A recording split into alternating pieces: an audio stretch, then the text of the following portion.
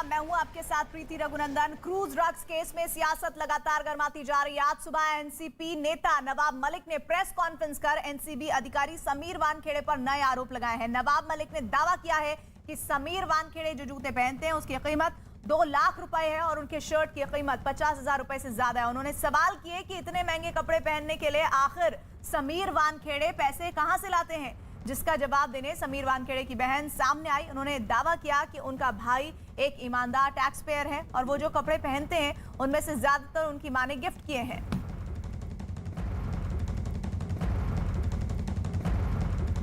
किसी भी अधिकारी का शर्ट 1,500 रुपये से महंगा नहीं, लेकिन समीर वानखेड़े की शर्ट 70,000 रुपये की क्यों होती है? हर दिन नया कपड़ा पहन के क्यों आते हैं? पतलून 1 लाख रुपए की, पट्टा 2 लाख रुपए का, जूता 2.5 लाख रुपए का, घड़ी 50 लाख रुपए की, 25 लाख रुपए की, 30 लाख रुपए की। एक अपराइट अफसर, वे सारी तस्वीरें आप लोगों को दे दूंगा। अगर जिस तरह के कपड़े इन तमाम दिनों में उन्होंने पहने उसकी कीमत ही 5-10 करोड़ रुपए की है। क्या ईमानदार अफसर 10 करोड़ के कपड़े पहनता होगा? कोई शर्ट दोबारा हमने पहनते नहीं देखा। इससे बड़ा ईमानदार कोई हो नहीं सकता जो 2 लाख के हर दिन जूते पहने। इससे बड़ा ईमानदार कोई हो नहीं सकता जो 1 लाख रुपए की पतलून पहने। इससे बड़ा ईमानदार कोई हो नहीं सकता जो 70,000 के शर्ट पहने। हमें लगता है ईमानदारी का पैमाना इतना बढ़िया है, ऐसे ही सारे ईमानदार इस देश में हो जाए। हम कामना करते हैं कि ईमानदारों का जीवन शैली इसी तरह से बने। मैं फिर आज अपनी बात पे कायम हूँ कि समीर वानखेड़े ने हजारों करोड़ की वसूली की है, फर्जीवाड़ा किया है। जांच होनी चाहिए, कड़ियां जुड़ रही हैं, उगाही का मामला चल रहा है। मेरा भाई he is a tax payer on the first point, और वो अपने टैक्स अच्छे से पे करते हैं। He is a legal person, और वो बेचारा 2 साल में एक बार एक लिस्ट बनाता है जहाँ पर उसको कपड़े लेने होते हैं। जो भी he writes it down whatever he wants to buy, वो लिखते हैं जो उनको चाहिए, वो लिखते हैं और वो 2 साल में एक बार शॉपिंग करते हैं और वही वो चीज़ 2 साल कपड़े चलाते हैं वो। और अगर उससे ज़्यादा चल जाए तो 10-10 पुराने शर्ट्स और पैंट्स और जीन्स है उनके पास। तो आप मतलब उनको क्या चीज़ को, और जो बातें कर रहे हैं वो आधी मेरी मम्मी की दी हुई गिफ्ट है उनको। समीर वानखेड़े की बहन यास्मिन ने नवाब मलिक को जवाब देते हुए कहा है कि उन्हें अपने दामाद पर रिसर्च करनी चाहिए। यही नहीं, उन्होंने नवाब मलिक पर दिवाली खराब करने का भी आरोप लगाया। आपके दामाद जो इतनी बड़ी बड़ी गाड़ियों में घूमते हैं, वो कहाँ से पैसे आए आपके पास? आप तो एक प्रवक्ता हो, आपके पास कहाँ से पैसे आए? आप जाइए उनका देखिए, उनके दामाद जी का अकाउंट देखिए। मुझे ये लोग दिखा रहे थे अभी। आप क्यों नहीं बोलते हो? वो बड़े बड़े बैठे हैं गाड़ियों में, करोड़ों 3-4 करोड़ के, उनके पास कहाँ से पैसे आए? कभी फॉरेन घूमना, कभी इधर घूमना, कभी उधर घूमना, उनके पास कौन से पैसे आए? ऐसा क्या कम करते हैं वो? ये सवाल पूछा क्या? हमारी तो हिस्ट्री है। मुझे पूछना है उनसे कि आपको कोई दिमागी प्रॉब्लम है?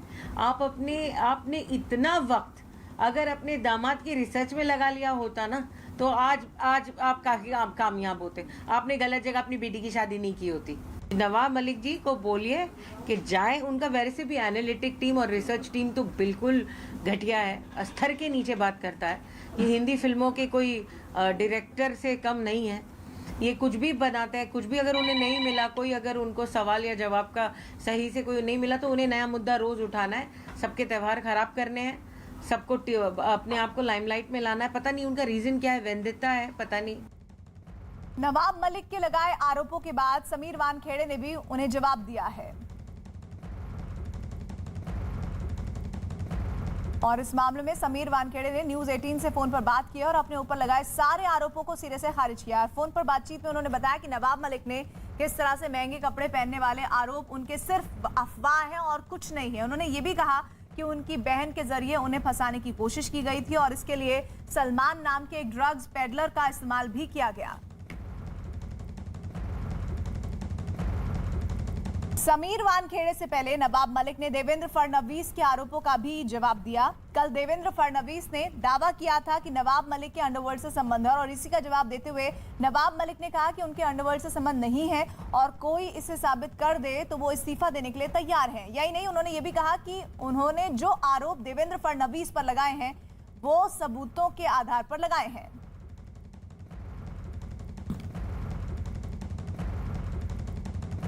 हिंदी में कहते हैं खिसियानी बिल्ली खंबा नोचे, इस प्रकार की अवस्था नवाब मलिक की हुई है।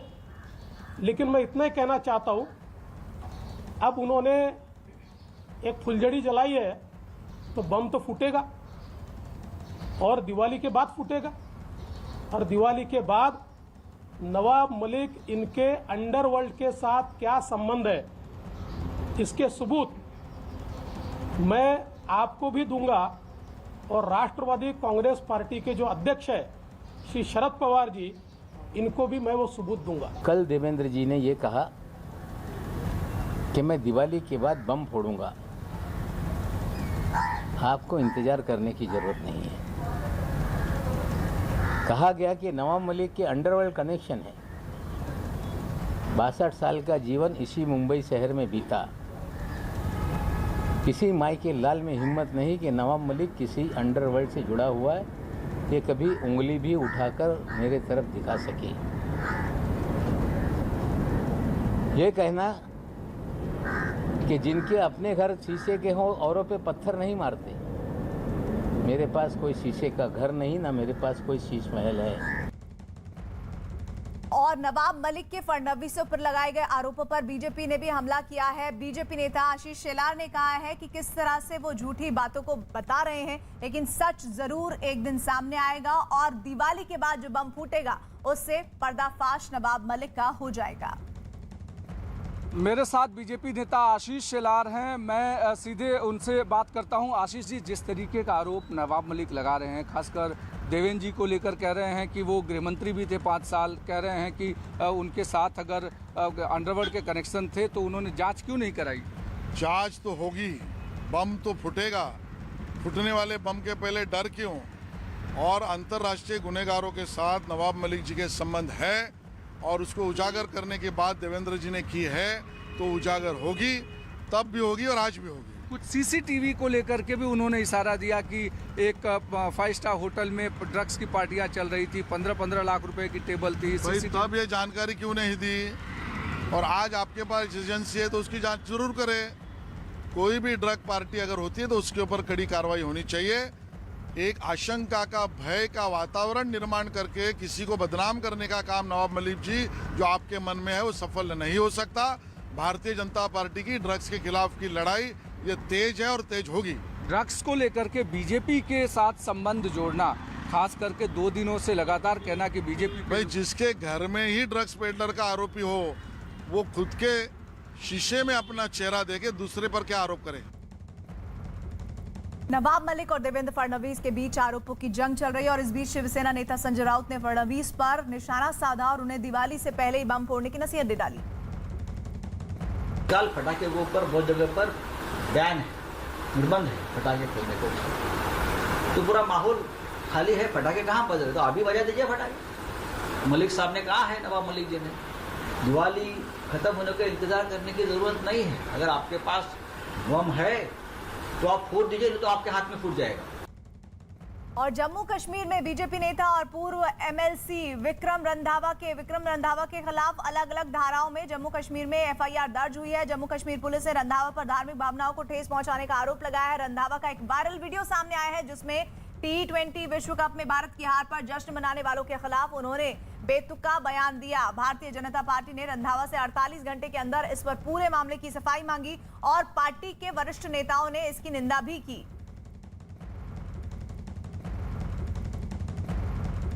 का गुणगान कर रही है, रगों में पाकिस्तान के प्रति स्नेह पाला हुआ है। मुझे लगता है कि एजेंसीज बहुत मुस्तैद है, इसको कैजुअली नहीं लिया जा रहा है। यकीनन हमने शुरू से डिमांड की है कि इनकी डिग्रियां तो कैंसिल करनी ही करनी है, इनकी नागरिकता भी कैंसिल करो और इनको मार मार के इनकी खाल उधेड़ दो, खाल। वो कल एक दूसरे काफिर मुल्क से ये जीता है पाकिस्तान, तब तो इनकी मां मर गई थी सबे कश्मीरी कठमुल्लों की। कहाँ मर के थे कल ये? क्यों पाकिस्तान का जश्न नहीं मनाया? बड़ा अफसोस लगता था 3 तलाक से पहले ये मोबाइल पे फोन करके तलाक दे देते थे। तो भैया नमाज भी व्हाट्सएप पे पढ़ लिया करो ना, सड़कों पे क्यों टेढ़े हो जाते हो? नमाज भी व्हाट्सएप पे पढ़ लिया करो, क्यों सड़कों पे कब्जा करते हो आकर? जम्मू बीजेपी के वरिष्ठ नेता के विवादित बयान पर जम्मू कश्मीर बीजेपी प्रभारी तरुण चुग ने कहा कि भाषा और मर्यादा से कोई समझौता नहीं किया जा सकता। बीजेपी नेता के विवादित बयान के मुद्दे पर हमारे साथ बात करने के लिए जम्मू कश्मीर बीजेपी इंचार्ज हैं तरुण चुग जी। किस तरीके से पार्टी जम्मू के इस नेता के बयान को देखती है? ऐसा कि भारतीय जनता पार्टी और हमारे प्रधानमंत्री श्री नरेंद्र मोदी जी का ध्येय मंत्र है सबका साथ सबका विकास। हमारी पार्टी सबकी पार्टी है, पूरे भारतीयों की पार्टी है और जिन शब्दों का उन्होंने प्रयोग किया है उस पर FIR भी हुई है और पार्टी ने भी एक्शन लिया है। किसी भी धर्म, किसी भी पंथ और किसी भी महिला और का अपमान भारतीय जनता पार्टी की संस्कृति का हिस्सा नहीं है। और हमारे साथ पवन शर्मा इस खबर पर जुड़ गए। पवन, FIR तो दर्ज हो गई है, लेकिन इस पूरे मामले में बीजेपी भी पूरी तरह से निंदा करती हुई घटना की दिख रही है। अब आगे इस मामले में क्या होगा? देखिए, पूरा जो मामला है वो बीजेपी के उच्चाधिकारी जो पदाधिकारी हैं उनके संज्ञान में है और वहीं पुलिस ने FIR भी दर्ज की है। वहीं भारतीय जनता पार्टी की जो कमेटी है जम्मू में, जिसमें 3 मेंबर हैं, सुनील सेठी हैं, वीरेंद्रजीत सिंह हैं, उन्होंने भी 48 घंटे का समय दिया है रंधावा को, वो अपनी सफाई पेश करेंगे और माना जा रहा है कि बीजेपी इसके ऊपर कड़ा एक्शन ले सकती है, क्योंकि जिस तरह के शब्द इस्तेमाल हुए हैं, जो भाषा इस्तेमाल हुई, उसे लेकर हर लोग जो हैं वो इसकी निंदा कर रहे हैं और इसे लेकर बीजेपी ने रंधावा को 48 घंटे का समय दिया था। तो आज और कल दोनों समय के बीच में रंधावा पे कोई बड़ी कार्रवाई हो सकती है अगर रंधावा माफी नहीं मांगते हैं तो। और इधर कांग्रेस नेता संदीप दीक्षित ने मामले की जांच की मांग की है और रंधावा के बयान पर दूसरी पार्टियों की तरफ से भी तीखी प्रतिक्रियाएं आई हैं। जम्मू कश्मीर के एक बीजेपी के नेता हैं, वो कह रहे थे कि भारत पाकिस्तान मैच के दौरान जिन लड़कियों ने समर्थन किया पाकिस्तान का, उनकी चमड़ी उधेड़ देनी चाहिए, उनकी नागरिकता रद्द कर देनी चाहिए। देखिए, उनकी भावना मैं समझ सकता हूँ, बहुत से लोगों को इस बात से नाराजगी होती है। मैं ये लेकिन जरूर चाहता हूँ कि ये कौन लोग थे, क्या थे, इसके बारे में राज्य सरकार को तहकीकात तो करनी चाहिए। ये क्या इनके पीछे कोई गुट है, कोई समूह है, क्या है? क्योंकि एक बार याद होगा आपको, पता नहीं, मुझे याद है 80 की दशक की बात है या कभी की एक बार कश्मीर में एक वनडे इंटरनेशनल हुआ था, उसमें भी ऐसा कुछ हुआ था। मुझे ठीक से अब डिटेल याद नहीं, बहुत पहले की बात है। और तब भी उसके बाद वहाँ आगे के मैच भी रद्द कर दिए गए थे और सरकार की तरफ से कोशिश हुई थी कि जिन लोगों ने भी ऐसे नारे लगाए हैं उसके बारे में तहकीकात हो। खैर उसका पता चला था कि वो कोई इतनी बड़ी चीज़ शायद नहीं थी, मुझे ठीक से डिटेल नहीं मालूम है। तो अब भी अगर सही में ऐसे कुछ लोग कर रहे हैं तो कौन हैं, क्या हैं, किस चीज़ से प्रेरित हो रहे हैं, क्या इसके पीछे कोई बड़ा संगठन या षड्यंत्र तो नहीं है? इस बात को तो सरकार को जरूर देखना चाहिए।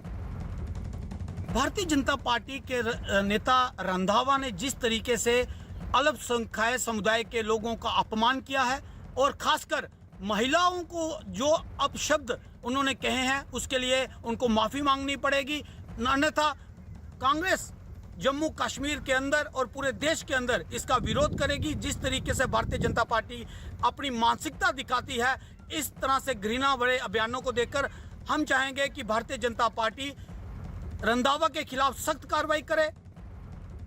देखिए, भारतीय जनता पार्टी आज एक सोची समझी रणनीति के तहत हिंदू, मुसलमान, पाकिस्तान, मंदिर मस्जिद की बात कर रही है।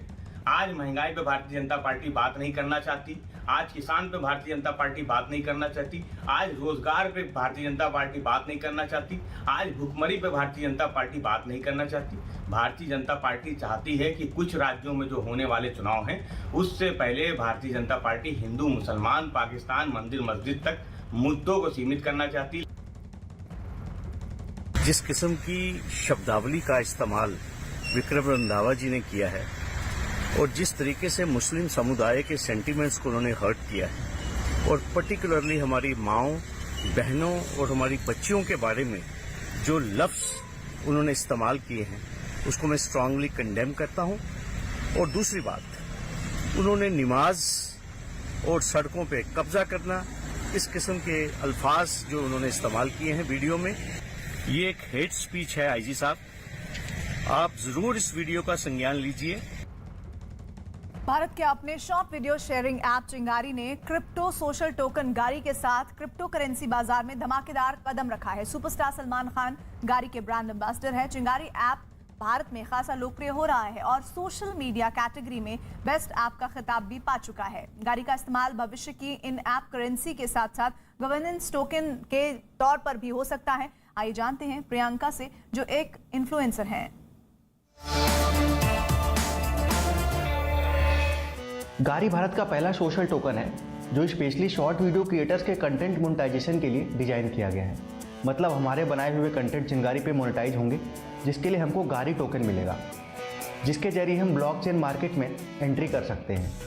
मतलब चिंगारी हमको लोकल से ग्लोबल होने